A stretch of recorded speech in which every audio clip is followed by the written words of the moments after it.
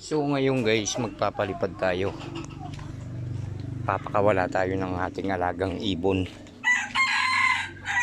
Ayan. Ginagawa ko kasi sa kanila guys, every 3 days ko lang yan pinakakawalan.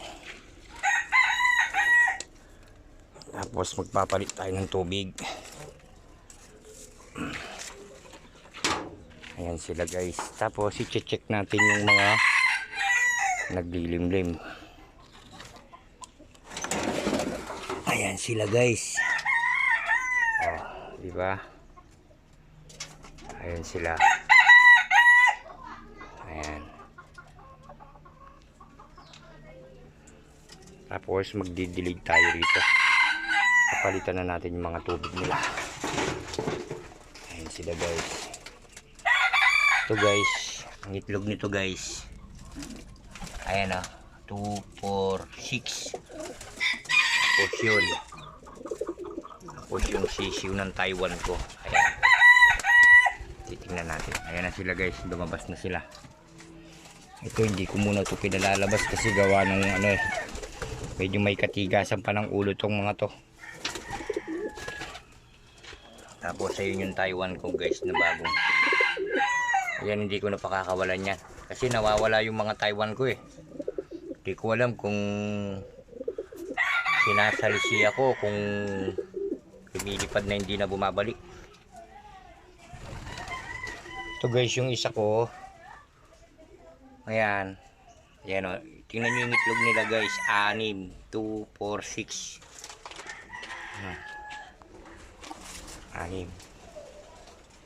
Ayan na sila guys. Lipad na sila. Sana ba?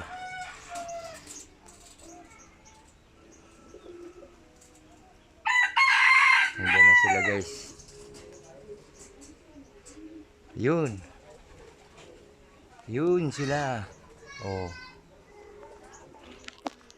Yun na, naglimlim na yung isa guys.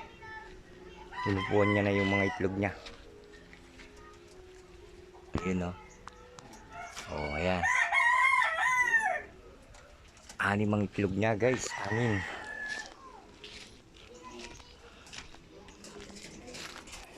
Nagano na sila. Naglaro-laro na sila sa taas niyan.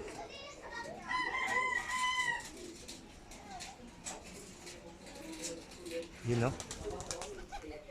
Yun sila. Yun. Yun.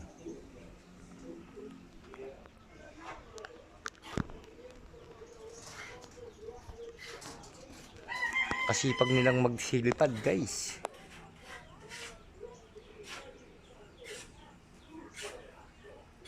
Ayusin natin ngayon, magpapalit tayo ng tubig.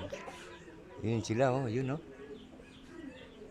Yun oh, yun. Okay guys, maraming salamat sa inyo guys.